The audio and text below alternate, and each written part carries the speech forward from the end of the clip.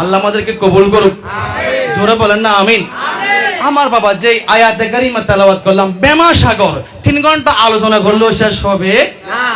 এইটুকু বলবো, আল্লাহ আমার নবীকে বলছে, মাহবুব উল ইয়া রাসূলুল্লাহ, আপনার জবান দিয়ে একটু বলেন, বিফদলিল্লাহ, আপনার উম্মত যখন আমি আল্লাহর পক্ষ থেকে অনুগ্রহ পাবে, দয়া পাবে, আমি আল্লাহর পক্ষ থেকে ইহসান পাবে, বড় করে বলেন সুবহানাল্লাহ। মাহবুব আপনার জবান দিয়ে বলেন, বিফদলিল্লাহ, আমি আল্লাহর অনুগ্রহ পেয়ে, ওয়া বিরহমাতিহি, এবং আমি আল্লাহর রহমত পেয়ে, ফাবিযালিকা ফালইফরাহু, তারা যেন খুশি উদযাপন করে। সুবহানাল্লাহ। তাহলে নবীর আগমনে আমরা খুশি না বেজার? খুশি। নবীর আগমনে সবাই খুশি, একমাত্র বেজার হচ্ছে শয়তান, ঠিক না বেঠিক? আমাদের দেশে কিছু শয়তান আছে না নাই? যাদের নাম হচ্ছে ওয়াহাবি, ঠিক না বেঠিক? ওয়াহাবি, ডাব্লিউ ওয়াহাবি, খারেজি, শিয়া, মওদুদি, আপনার হজাইয়ে, গজাইয়ে, খদরিয়ে, জবরিয়ে আছে না নাই?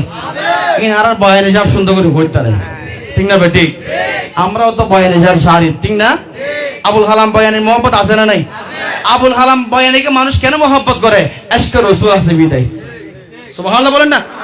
তো আল্লাহ বলছে, ও আমার বান্দা শুনো শুনো, এই বড় নবীকে পেয়ে, এই রহমাতুল লিল আলামিনকে পেয়ে, এই ইমামুল আম্বিয়াকে পেয়ে তোমরা খুশি উদযাপন করো। সুবহানাল্লাহ।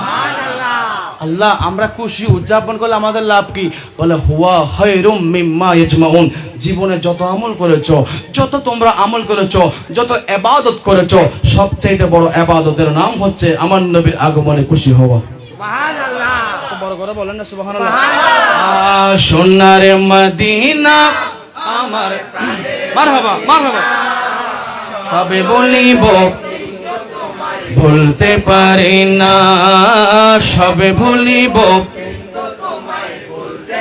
হ্যাঁ ভুলিনি, ভুলবো না, ভুলতে পারি না, ভুলিনি, ভুলবো না, ভুলতে পারি না, সবই ভুলিব